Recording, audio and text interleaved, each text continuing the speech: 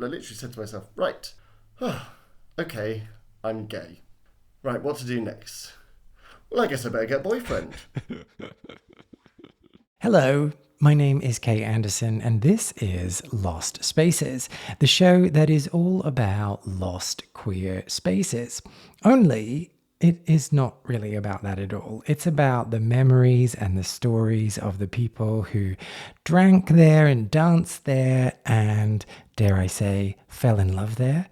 Every week I speak to a different person and I find out what relationship they had with a particular queer space and how it helped to shape the person that they have become.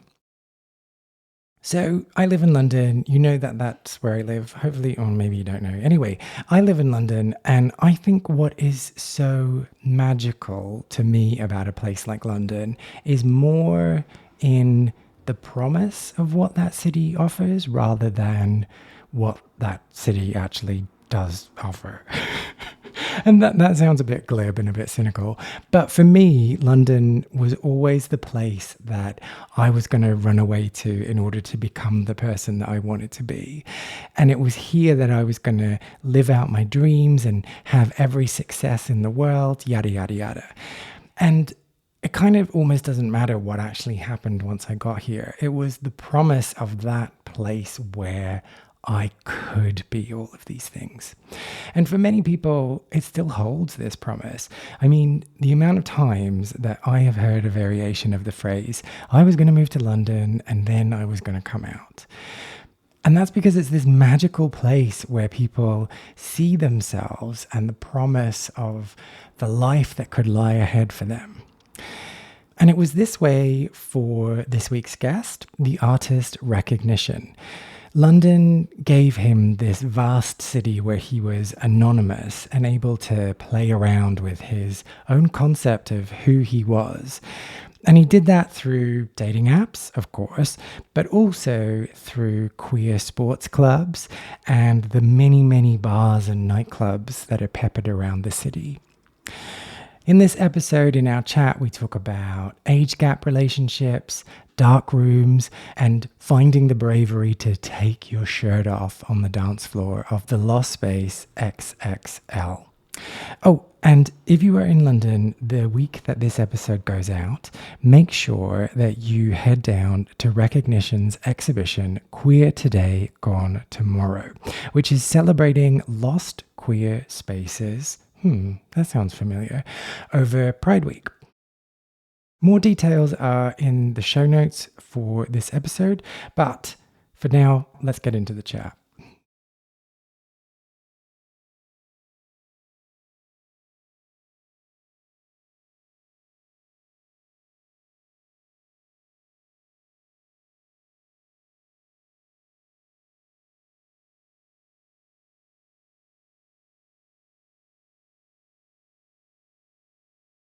I don't want to say I was fiercely in the closet because I had had flickerings and murmurings and a lot of self denial. Wait, so are the murmurings, is that code for I had sex with a man? I wish I'd got that far by that time, but there were times where I'd thought I might be. Like I used to. I mean, it's so obvious now when I think about it, but I remember the first time I was at a New Year's party and a man tried to kiss me, and Oh. I freaked out. Punched him in the face instead. But I know Oh.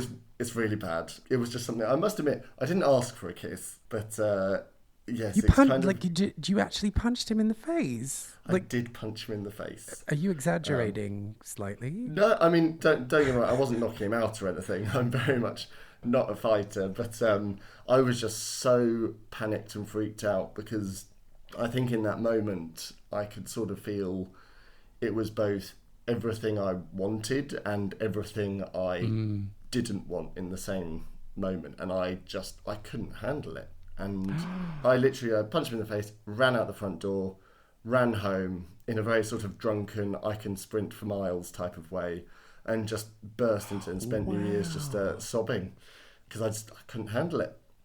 So still, I mean, even after that, I started to sort of think, what's going on here? Something's funny. And over time, I sort of thought I think I might be, but I still had a sort of a girlfriend at the time, although it was a pretty useless boyfriend. And it was very much sort of having a bit of a beard at the time. Okay, but I just want to explore this, what you've talked about in coming to London and still ostensibly being heterosexual at that time. So this is different to my experience. My experience was like, oh yeah, I'm gay, and then didn't really struggle with it necessarily, or didn't really like deny myself of that.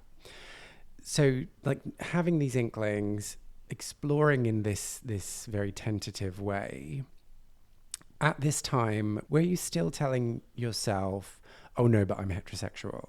Yes, I was. The phrase I almost kept using to myself in my head, it was, I must be straight because. Yeah. And it was, I just built up so many assumptions of, even silly things of like, I must be straight because I want a wife. I must be straight because I want kids, which is a ridiculous one, especially. Yeah. And even within the cricket world, I used to say to myself, I must be straight because I can catch. So my job in the cricket world was, I was a wicket keeper. So it's basically your job to catch the ball a lot. And the stereotype is gays aren't the best at catching, but I'm literally one of the best people at catching in the country, or in the county at least.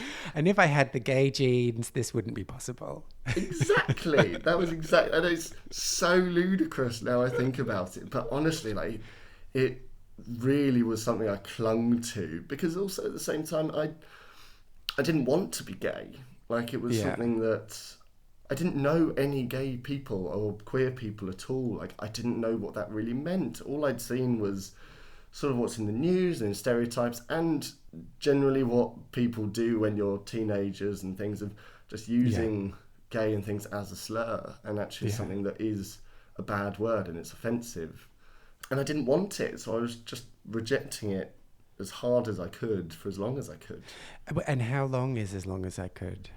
So I came out to myself properly, I would say, at Pride it would have been 2012, I think it would have been, actually in London.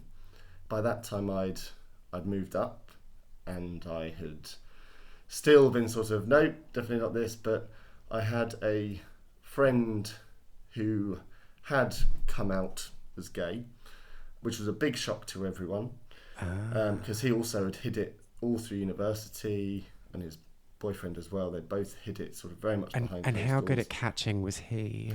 Oh dear, Alex could not catch. That supported your theory then. That's annoying. Yeah, sorry. But yeah, he was meant to come down to London, and he'd said, oh, I'll go to Gay Pride, and I sort of having these murmurings, just being a supportive straight friend, of course, was saying, yeah, I'll come along, it'd be really nice to support you in that as you're this. And in my head I was like, I think I found someone to talk to, and that I could maybe open up to. And I'd written down pages of notes, and I was like trying to work through all this and have questions and this and that. And the day before, I think he cancelled, and I was... Oh, okay, but it's just a moment. Like, it's sad that he's cancelled, but can we just take a moment to appreciate you writing down all the questions? Did you keep that list? Well, it might be somewhere. I have a load of notes written down that I have kept that are all me telling myself, or having a personal debate about if I'm straight or if I'm not. Is it like a pros and cons list? There's definitely pros and cons. I think there's a lot of justification. There's lots of things around hate and what does this mean? A lot of it was about what would people think and what would people do. Oh. Yeah. But so what were the questions that you had of your friend?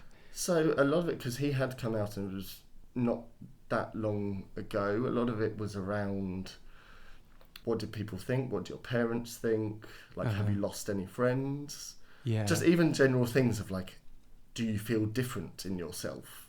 And just like, are you happier? Yeah. I almost felt like it looked to me like he was just further down the line I was heading.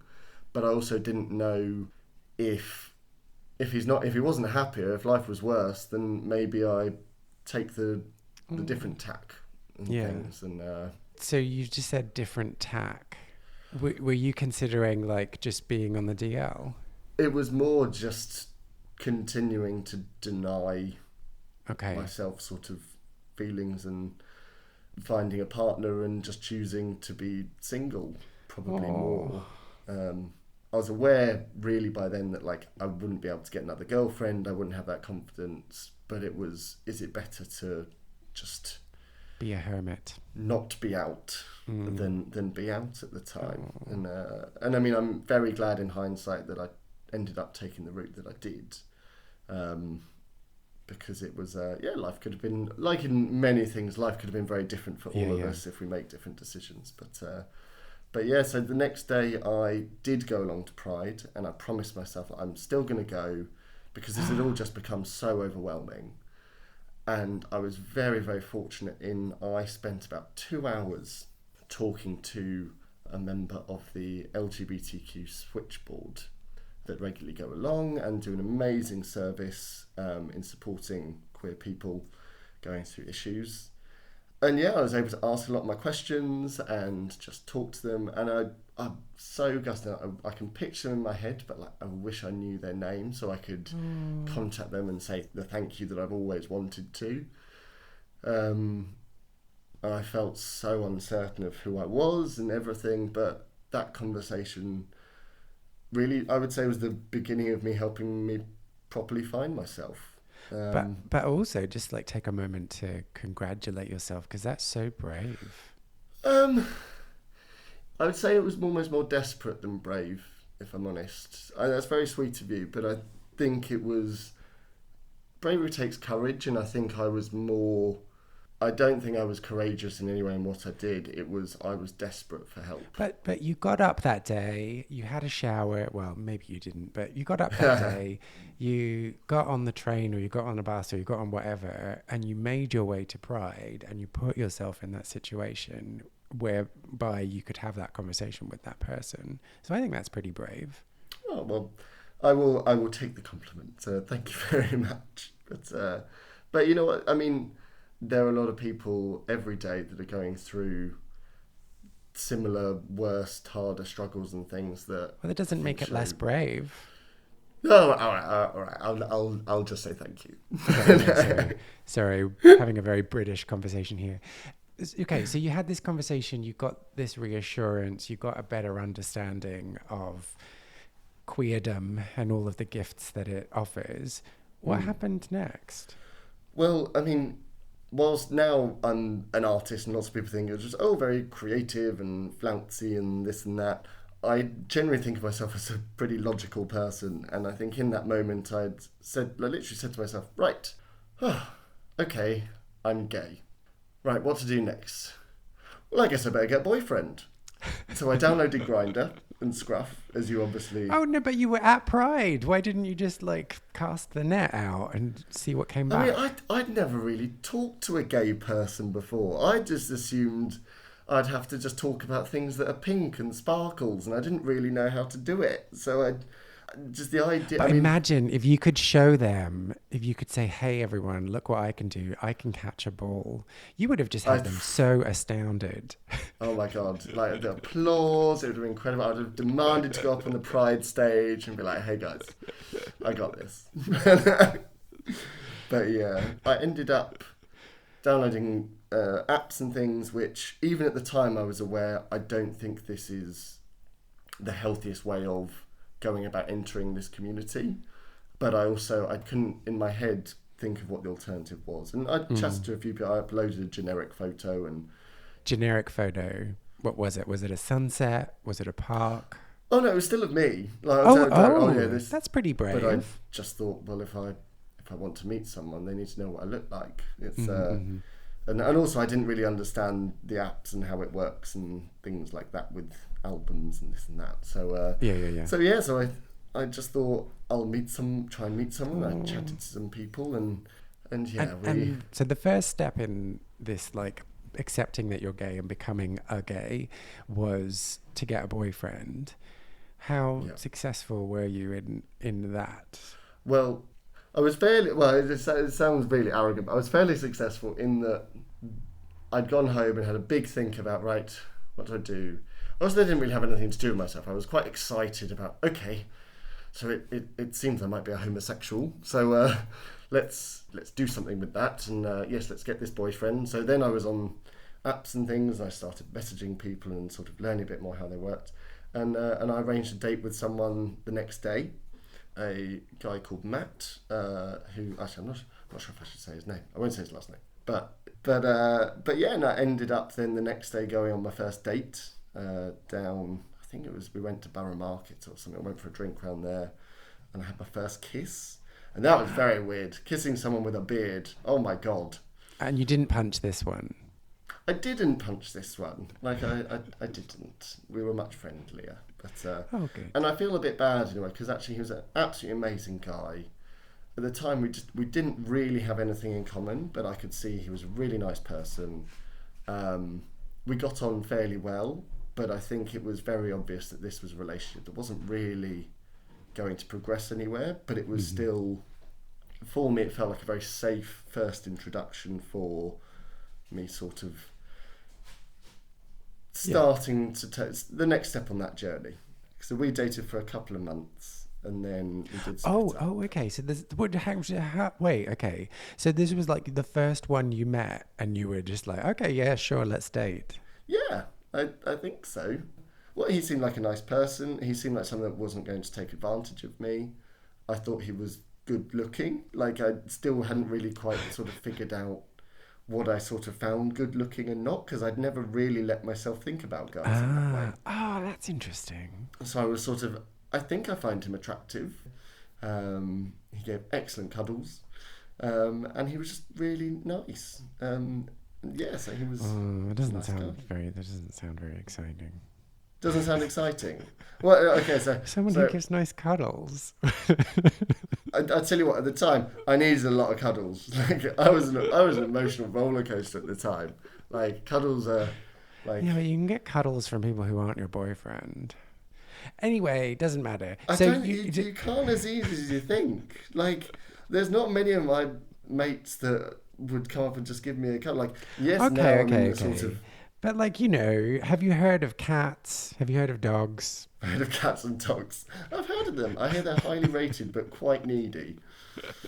But I went for more of a bear instead than a cat and a dog. Wow.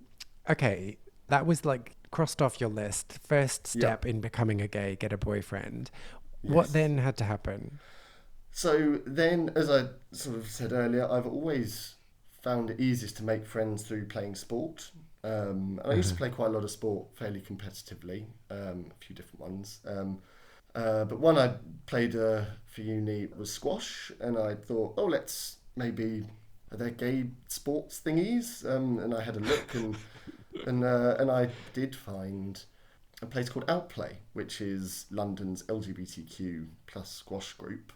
And so I sort of, again, quite nervously, because again, I didn't really have any gay friends. Like this one person was kind of the only person I'd ever sort of met and interacted with consistently, and in a lot of ways sort of being slightly camp and things had sort of supported some of my stereotypes that I had around what being gay meant. So I went Wait, are we along. talking about Matt? Yes. So okay, I need to unpack this. So you were dating him, but you were also kind of judging him because he was slightly camp. I wouldn't necessarily say. You know what? Actually, if I'm totally honest, like any assessment involves judgment. So I would say I was, but it was more of reappraising my internal issues. I would say. Okay. Understanding, I had real hang-ups, I would say, for quite a long time about embracing like campside, any sort of femininity, Yeah. as I saw it, because it felt like being less of a man or things. When you have these sort of very enforced gender roles and sort of you grow up, you're a man, you provide for this and that and whatever, I felt like sort of expressing a softer side and being a bit camp and jazz handsy and things. I didn't, it just didn't feel like a good thing. So actually being with someone that was slightly more in that way, I think it helped me personally break down a lot of those barriers and actually understanding, because I'd only ever seen camp people sort of on TV or from afar across a bar where you go, oh, and they sort of represented everything I was scared of. So I went along to this squash club, and actually the first thing I heard, I rounded the corner and saw this big load of about, I guess it would have been about 20 people that I assumed were homosexuals and similar genders and sexualities. Because they were swishy. They were quite swishy. But there was this one chap called John who's a really good friend now. And he's about 6 foot. He's quite muscular, very pale. Casper the ghost would be jealous of his complexion. And I just heard this sort of shriek as he'd sort of missed a shot, and then saw him sort of mince back to the service box. And I just went, oh my God, what the hell is that? Like, it blew my mind. And I was like, this is a really camp person, but he's also playing sport. And oh, okay. That's what blew your mind. The incongruence for you. What's going on? Yeah. But I must admit, on that day, that is actually where I did meet my current husband. Well, I say current. I did meet my husband. Your current husband? What plans? I know, I was going to say, that sounds really bad. Like I'm about to dump him. It's good to have ambitions. Yeah. Yeah. Well, it's so interesting, this thing about campness. Because I kind of struggle with it as well.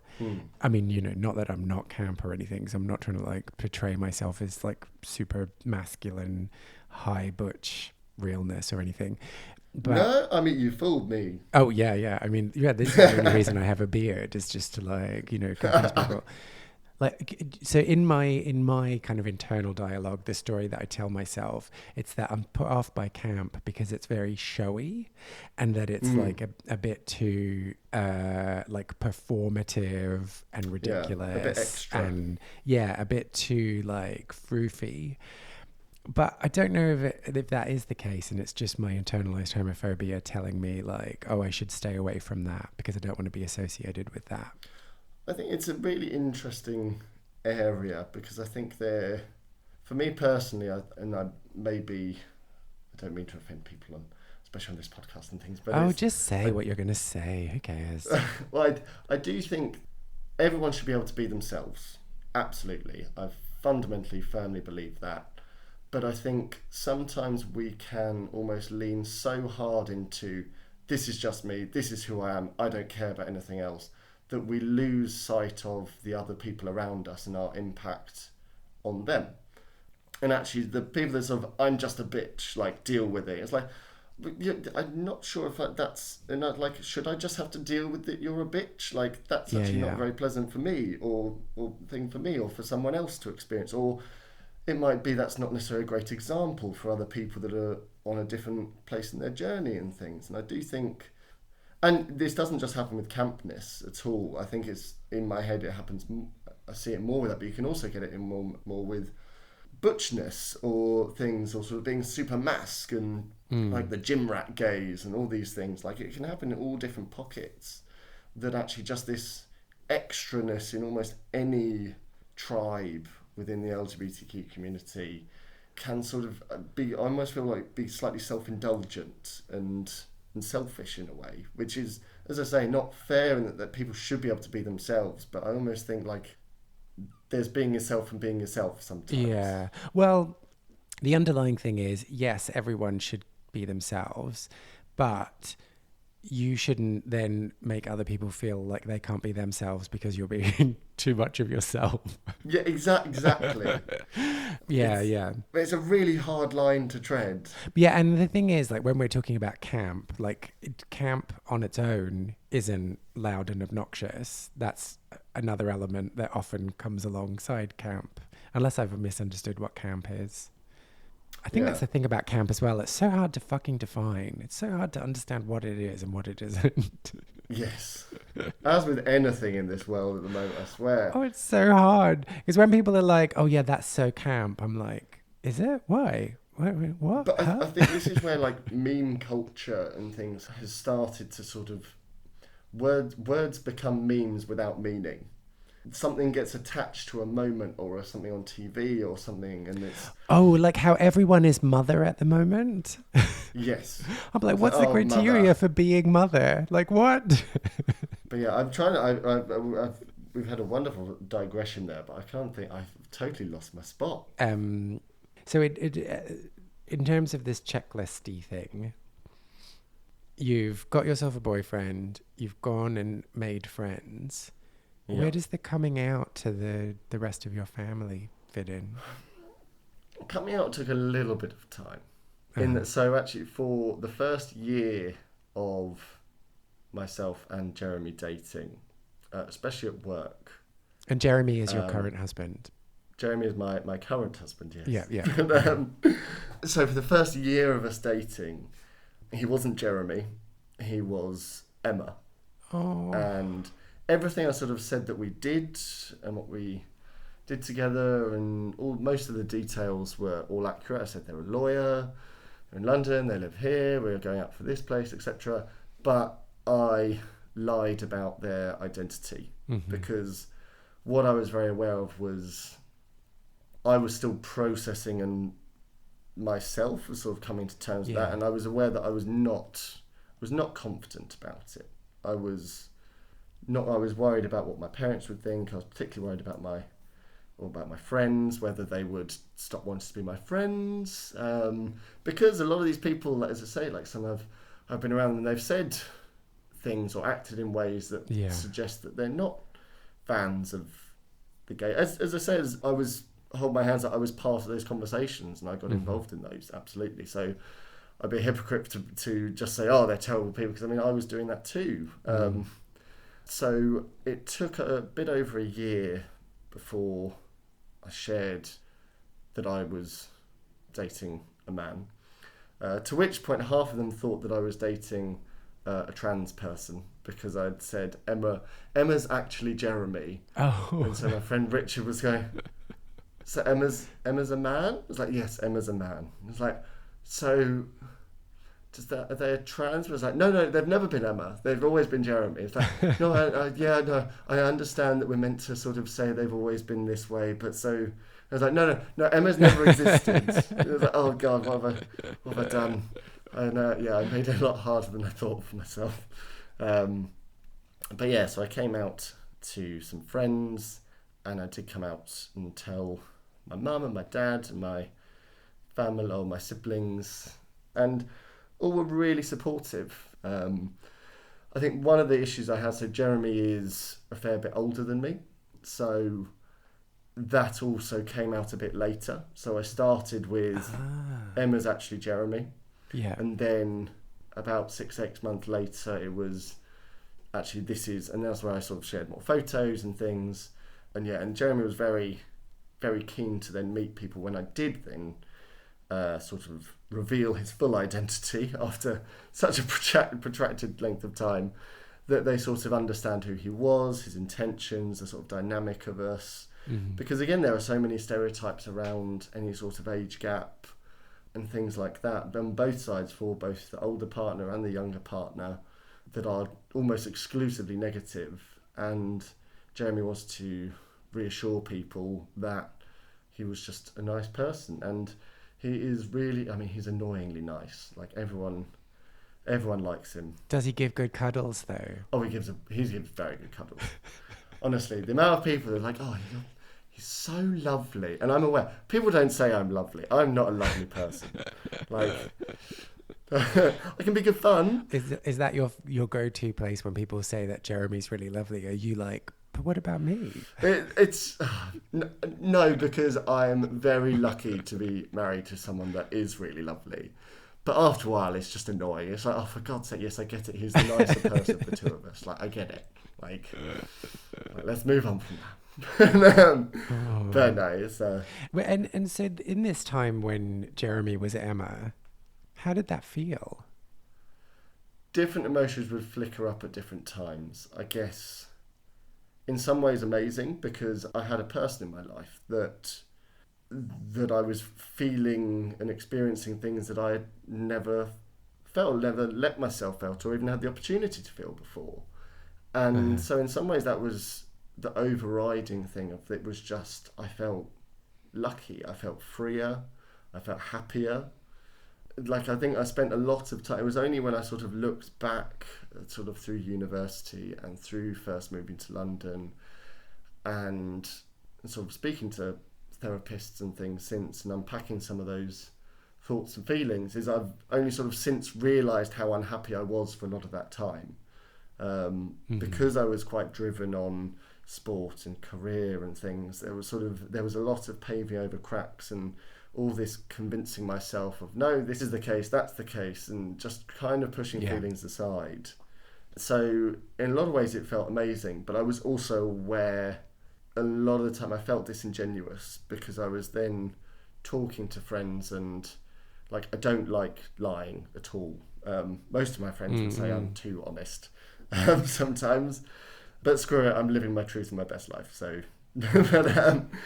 but yeah, I didn't like people that meant a lot to me, that I wasn't giving them all of me when I felt like I'd found that missing bit of me. Like I'd finally found who I was and I was choosing to then hold that back. It almost felt different to when I didn't fully know myself. Like holding that bit back was sort of, well, I'm not sure, so it's okay to not be sure with you. A lot of that came with growing in confidence, and it's something I think people in age gap relationships, you very typically see a lot of doubt, a lot of self-doubt, and a lot of fear about sharing that with others because there is a lot of judgment and there are a lot of assumptions, and they generally come from a good place and they're coming from people wanting to protect and support you, but it can lead to quite difficult scenarios for a lot of people that I've spoken to in not getting that support and being rejected. And for me, I almost felt like having an age gap relationship feels like coming out twice. Coming out with dating someone older than you felt in some ways bigger than coming out as gay. Yeah. There's no big flag, there's no big support network, there's not blog articles talking about things in a positive way, and actually you feel there's a lot of shame that exists in it. So it took a long time for me and Jeremy for us to, together and individually, to build that confidence.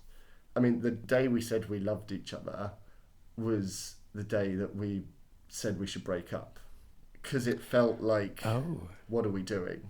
Like, we're feeling these feelings and the world tells us that these are wrong and that we shouldn't feel this way. And is it better to cut things off now than go down a road where these feelings grow and it just gets harder in time to come? And every 6 months, a year or so, for at least 4 or 5 years, we would almost break up because we would just see ourselves getting closer and closer and more and more in love. And it just felt like, what are we doing? Like, it's very hard to have that confidence when the world is telling you otherwise. And you said that like it felt like coming out twice. What was the main difference in the way people responded to you coming out as gay and then coming out as being in an age gap relationship? I think the big sort of things you get with age gap relationships is because they're not as visible or necessarily as obvious in day-to-day life, and definitely not as common, people make assumptions based on the world that they have. And so very often, the funny thing that I have is people will say to, or used to say to me anyways, but that's just like dating your dad. And it's like, well, not really. Is you dating someone 3 years older than you just like dating your sister? Yeah. And it's like, well, no, it's not. Like, they're a totally different person with different lives and this and that, and we just, like, we didn't intend to fall for each other. We just did, and this happens to be the person that I'd fallen for. But it is very funny, just these assumptions that people have, I think, led to more people, their first reaction being one more of concern. And I think there was also, for some people, concern about coming out as gay around particularly around getting HIV and sort of life expectancy, also sadness about potentially not having children, and at the time not marrying and things like that.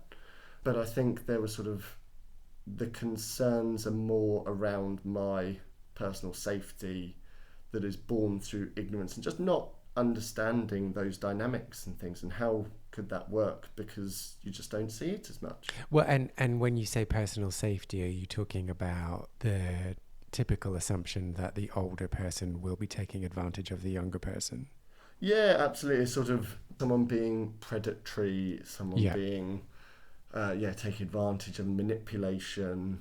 What I would also caveat as well is safety and security should always be the paramount thing that is the starting block. Like any positions of undue influence or sort of manipulation of things, I do understand. Like, I'm not going to sit there and lie and say the world's perfect, and I do think it's something that does need to be safeguarded against. And therefore, I don't think people having concerns or thoughts in that realm are necessarily a bad thing, but it's how they manifest and how you communicate those and support that person, I think, is what's really important. But and in terms of responses, age gap relationships, you've said, are not that common, but they are more common in the queer community. Did you notice a difference from your queer friends and your heterosexual friends? What I think's been really nice is some people have necessarily been slightly concerned or sort of, oh, that's a bit odd, when I've talked about Jeremy and the fact that he's older. But then as soon as they've met him and they've seen us as a couple interacting, those concerns have always just melted away. And that's been whether gay or straight or places in between. I would say there's less of that first assumption and the sort of, oh, in the queer community, because you say it is slightly more common, like there are more tropes around it, there's tribes, etc. And so the concept is not as alien. And I think that's sort of come about more, or in a slightly more positive sense, through social media and things, but it also then carries with it its own sort of entrenched stereotypes and as well. I almost feel like there's... Spank me daddy. Yeah, exactly. It's sort of the older guy is the sort of controlling, domineering guidance person and things. And there are lots of things that I do think can be common characteristics of why younger people look for older people and why older people look for younger people. And I mean, that's a huge debate I could talk to for a long time about. But there's almost overlapping but slightly different stereotypes that exist in each world, I think. Which actually I'd not really thought about. It's quite interesting. Oh, so what are they? Oh, so stereotypes-wise, I do think it's generally seen that the older person is typically the more masculine or the top, particularly in the gay world, but they know what that means. Oh my God, I was at a wedding a few days ago.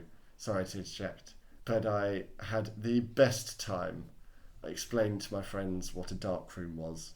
I just assumed like everyone knew about what they knew about them. I mean, the clue's in the title. A clue is in the title. Exactly what goes on in the dark room is not fully there, but it was just their minds were blown. They had no idea.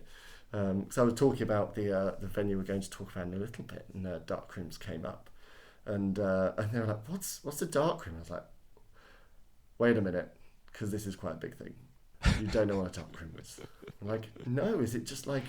I've heard about it for photography, and I was like, it's a little different, but yeah. Oh, I'm trying to make a joke here. Things do get developed there, though. No, they don't. Yeah, things do get. I'm so with you on that. Yeah, there's something there. There's something we can workshop it, I think. Yeah. We'll figure it out. I'm so sorry that I got distracted. I do get distracted a lot. Where were we? Dark room. Let's stick to dark room because you brought it up, and that does bring us on to today's venue. Indeed. So the venue that I've chosen to talk about, or that I have fond memories of, which feels bad to say when we've segued into it via dark rooms, is the place XXL. Wait. You're not about to say like, oh yes, I went there, but I never used the dark room, are you? No, I'm not going to say that. I didn't use it. I was terrified of it at first. I didn't use it at first, definitely not. But yeah, so XXL was somewhere that has some very fond memories. And as I was sort of going through this time, so after I met my partner at the squash club, I, a little while later, joined the King's Cross Steelers, the LGBTQ rugby club. And they were sponsored at the time by this little badge on our sleeve that said XXL. And I had no idea what this was. It was just this little sort of shield, this navy blue shield with a gold rim and this little bear inside with this big red bold letters. But yes, and I didn't know what this was. And someone said, oh, that's our sponsor, that's the club and things. I was like, okay. And at this time, I'd never really been to a gay club. I'd heard of Heaven and I'd been to a few gay bars, but I'd never actually really been to a gay club. And so one night, I remember there was sort of a social, there was quite a lot of in the rugby club, because it's a very good community for sort of getting people together. And people said, oh, we're going out to XXL. And I was like, okay, well, I'll come along, please. And so got on the train with people after some rugby, and it was hacking down with rain. And I was like, oh, is anyone going to be there? Is it going to be rubbish? I'm tired, I'm cold, I want to go home. Why am I doing this? And I remember walking up, and there was still this enormous queue of people just like stood in the rain waiting to go in. So we got there quite early. And I was like, what? People are like, is this really good? Like, what's going on here? I was like, what does it mean? I don't understand. And I got in there, and I just remember walking on the queue and just sort of seeing just all these people of just such different shapes and sizes and sort of ages. And there were some people there with like little leather bits and pieces on, and I was so intrigued, sort of like, what is this place that we're going to? And it just seemed really nice, sort of that. But wait. So had you not done any like research beforehand? Did you not know what you were getting yourself into? No, not really. I think it was. I'm not the big. I like a bar. I love a pub. I like chilling with people, playing board games in bars. But I'm not a massive clubber. Mm-hmm. For me to dance, I have to be very drunk. And don't get me wrong, that can definitely happen. But I'm not going to say I'm competitive in dancing, but if I'm going to do something, I want to do it well. And I'm very aware that dancing is not something I think I will ever do. There needs to be more competitive dancing in clubs, I think. I'd quite like that. That would be amazing. You look at all the old discos there used to be. You look at sort of... I don't think that discos were actually like that, like they are on TV. Oh, you don't ruin the dream for me. I imagine it like all like Greece and stuff. But you look at like all the old drag balls and stuff in places like Porchester Halls over in Marylebone. Like these things that happen, like people were scored, and they were big deals. Like they were real parts of, especially sort of queer communities and stuff. Oh yeah, I don't want it to be like a ball though. I want it to be like a dance-off. A dance. So you're thinking just like two people getting really like competitive on the middle of the dance floor, and then everyone else like moving out of the way and forming a circle around them whilst they like pull shapes. That would be, I mean, again, I feel like you're going back to very much movie references. Yeah. Well, I mean, I'd quite like that. I don't think that there ever was a time when that happened, but I'd quite like if there was that, is what I'm saying. That would be cool. Well, maybe we can bring it back. Like, I feel or make it a thing. Yeah, make it a thing rather than bringing it back, because I don't think it did ever happen. Yeah, that's true. Yeah, if it's never existed. Or we can make the fantasy a reality, the thing that Hollywood has invented. Yeah, I think so.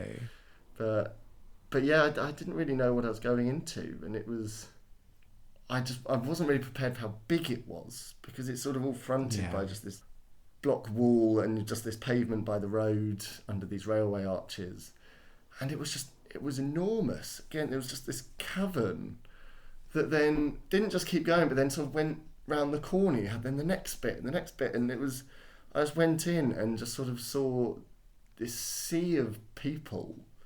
I just never seen anything like it before. Just all these people, yeah, just as I say, some muscly guys, slimmer guys, older guys, younger guys, and a lot of sort of slightly chunkier guys as well. As I later found, it's obviously XXL is designed or was created and founded as a place for the bear community. Clues in the name. Yeah, I mean, yeah. Then all of a sudden I looked at the logo. I was like, oh, that's why there's a big bear on it, and it's okay, right. Slowly the cogs are starting to wear and click together. But I just remember sort of going, oh, and I was so taken aback, and I still remember on the first night, sort of everyone sort of dancing away and things, and I was being a bit of a wallflower, I must admit, because I just felt slightly overwhelmed, and I was also not drunk enough to dance. And I was sitting on this grassy box and things, talking to some people, and I looked down the end, and there was just this door, or there were these two doors, one on the left, one on the right, I think, and I'd just see people going in one door and then coming out the other, and I was like, oh, is that the toilets? And someone said, was like, no, that's not the toilets. And I said, well, what is it? And they say, it's a dark room. And I must admit, I laugh at my friends now as we've jested at their expense. But at the time, I had no idea what a dark room was either. And I was like, what's a dark room? And they just said... Well, should we explain what a dark room is? Like, it's possible that people who are listening to this don't know. Well, that's very... And actually, it'll be interesting to see what we may think of dark rooms as different things. I don't know. What do you think of dark rooms? Why would we... Oh, okay. Well, it's a room that's dark enough so you can't see people, and you go in there. I mean, I'll hold you on straight. That how dark is this? Like pitch black for you? Are there lights in there? So you want to be able to not fall over things. You want to see their outline, but you don't want to see their features. Okay, so there's very low, but some lighting, but it's very dark. Or none at all. Yeah. From dark to like absolutely dark. Yeah. I have been into a dark room before where it is pitch black and it was just people just falling over. It felt like children at soft play. Like it was ridiculous. Well, and there's a ball pit there, yeah. Yeah. Imagine. And so finishing my definition of a dark room, it is a dark room where you go to unzip. And you can also go in there and have wallets and things stolen out of your back pocket. Yes.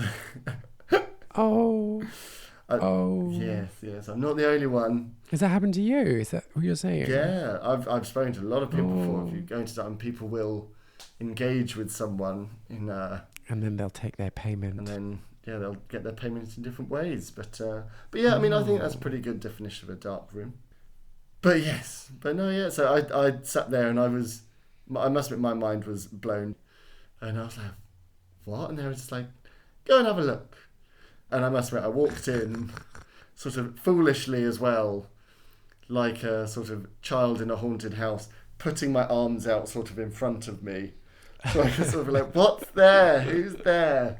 I didn't stay in there for very long, and I was slightly scared. But I did. Well, it's terrifying. Why would? Yeah, of course, it makes sense. It was just sort of like, what is this place? Like it was. Yeah, it was a bit bonkers. But then came out, and then I wonder where the first ever dark room was.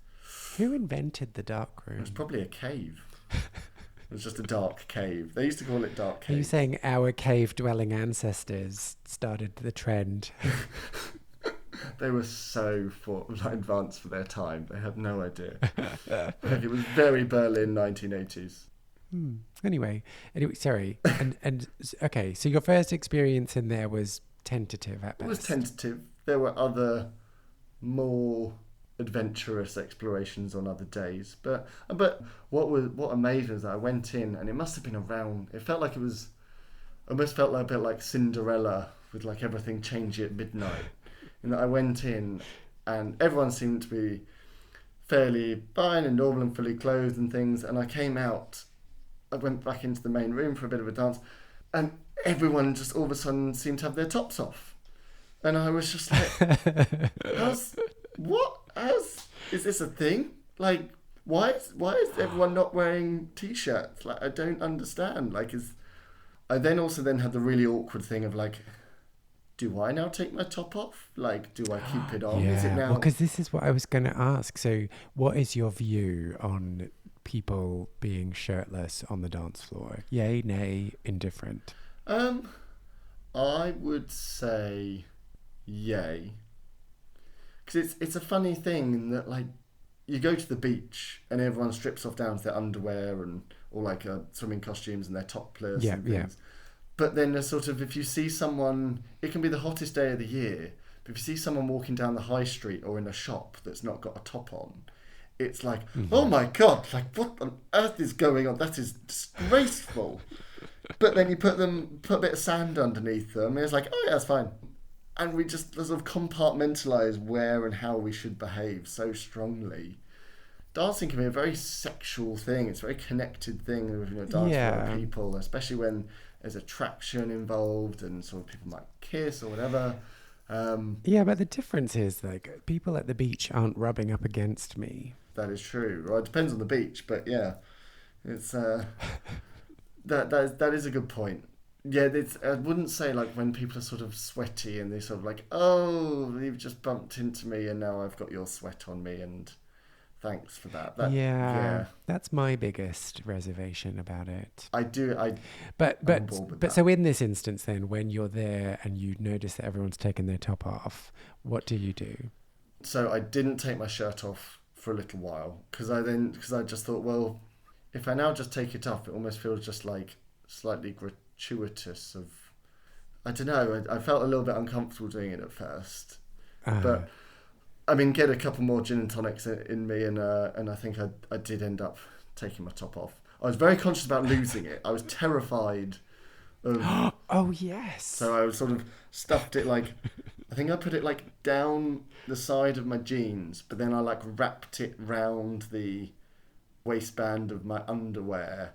So I was like, even if someone like tried to nick it, it wouldn't be able to come out because it would be like in my underwear. I was very conscious of like I can't just go home without a t-shirt. That would be very strange. I think what I enjoyed about it is I've never particularly liked how I've looked, especially growing up. So I was very Mhm. nervous in doing it. But I think what I enjoyed was almost realizing no one cares, and there was a lot that was very freeing in that sort of moment of going actually it's fine. You taking your top off is not going to change the world. Like it's no one's either going to come running, no one's going to go, oh my god, you're hideous.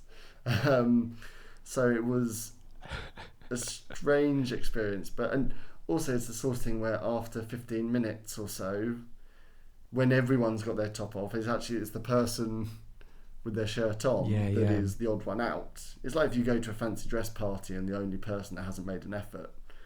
Don't Oh, be that that's guy. usually me. No. Oh dear, I'm disappointed. Kate. Well, it's just like such a faff. And it's this competitive thing, right? Like, if I'm going to wear a costume, I want it to be the best costume. Otherwise, there's no point wearing a costume. So I just end up being like, won't bother. Oh, see, that's where I go the other way. I go, right, well, I better make the best costume then. Who's got time for that, though?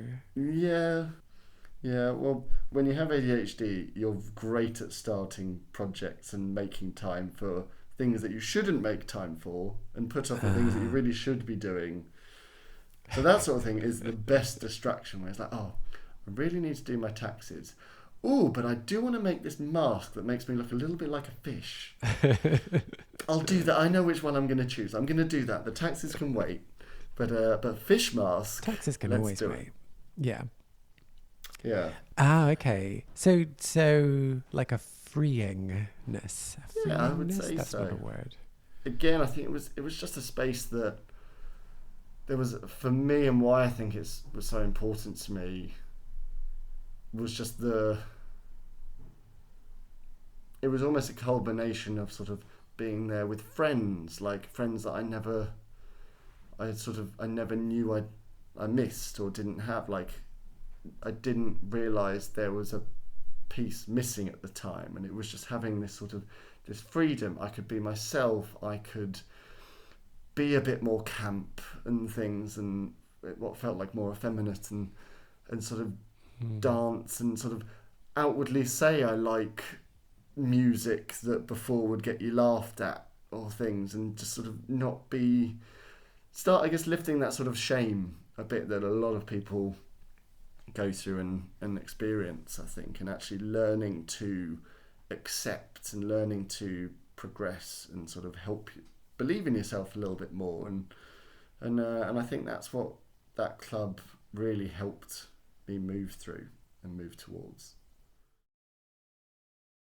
So, as I said at the top of the episode, Recognition's exhibition Queer Today, Gone Tomorrow is running from the 23rd to the 29th of June 2024 in London's Soho. It's a collection of paintings that celebrate lost London queer spaces like XXL, which you've heard about today, Chariot, and The Glory. So if you are in town, make sure you head down and have a look. I will make sure that all the details are in the show notes for this episode. And if you can't make it, but you want to have a look at the artwork, why don't you follow Recognition on Instagram at recognition.art. Whilst you're in the following people on social media mood, why not find me on Facebook, Instagram, and TikTok, where my handle is at Lost Spaces Pod.